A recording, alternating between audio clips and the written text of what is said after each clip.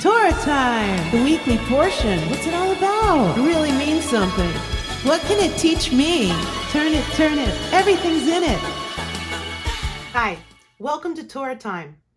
I'm Rabbi Stephanie Shore, and this week's portion is called Tetzaveh. Now we're still in the book of Exodus, and the children of Israel are in the desert. Now remember, last week we talked about the Mishkan, the traveling tabernacle or sanctuary that the children of Israel would carry with them when they went to different places in the desert as they traveled through the desert. Now, in the Mishkan, in this sanctuary or tabernacle, there were high priests. Now remember, these priests are not like the priests we know today in sister religions. These were priests that were carrying out holy work in the tabernacle, like the sacrifices and taking care of certain elements of the Mishkan. Now, what's really interesting about this portion is it kind of reads like a Jewish fashion week. I mean, who would have thought that our Torah has a fashion week? But it does. This week we talk about the clothing that the priests are supposed to wear. And the Torah goes into great detail about this. It starts by telling us that Aaron and his sons would be the Kohanim, the priests, and that they need holy garments. Now these garments had special parts. There was the ephod, the robe, the tunic, the cap, and a sash. Now the ephod was made of gold, purple, and blue with crimson, woven into a beautiful pattern that you can see here. On the shoulder straps of the garment, there were 2 stones, one on each shoulder. And on each of those stones were engraved 6 names of the tribes of Israel. Remember, there were 12 tribes, so 6 names on this shoulder, 6 names on this shoulder. What a beautiful lesson for us, because it reminds us that we stand on the shoulders of our elders, of the people who have come before us. Just like you metaphorically stand on the shoulders of your parents, your grandparents, your great-grandparents, and so on and so on. Now, on this beautiful garment, there was a breastplate, and it sat right on Aaron's heart. It was a beautiful, beautiful plate that included 12 precious gemstones, 1 stone for every tribe of Israel. Look how beautiful this breastplate is.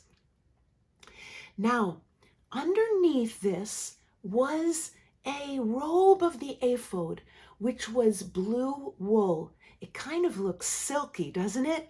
It's very, very beautiful. And at the bottom, there were threads of blue and purple that kind of created the idea of pomegranates. And you know, pomegranates in our tradition are very symbolic. They have a lot of little seeds in them that our good deeds and our mitzvot should increase and grow bigger and bigger and bigger.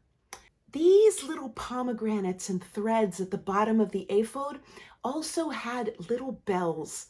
And so when the priests would carry out their holy work, there would be the sweet sound of bells ringing, and it was said to be pleasing to God. Now, on the priest's forehead, on the head, there was a cap, and on the forehead, there was a gold band.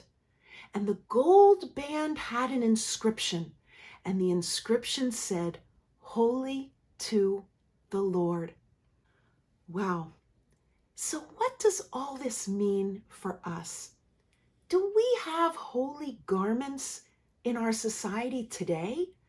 I mean, what do we wear that's holy? That's a really good question.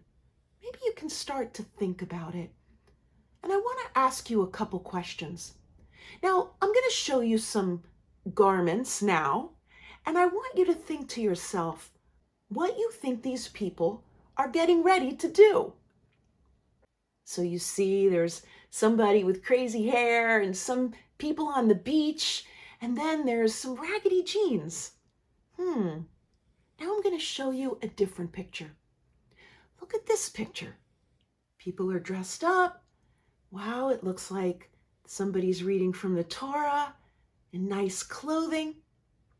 So the question is this: can we pray to God and do holy things in either one of those garments?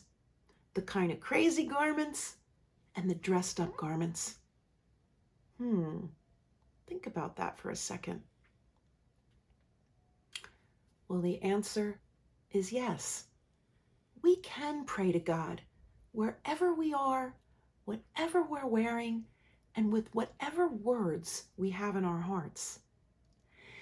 I think the lesson is that when we're getting ready to do something holy or to participate in a Jewish ritual, it elevates our spirit and it gets us ready for the ritual when we dress appropriately and accordingly.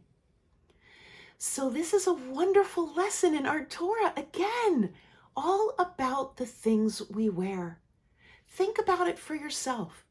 When you get dressed to go play soccer or go play outside, yeah, sure, it's fun to wear shorts and your tank top and your t-shirts, and you're dressed to play.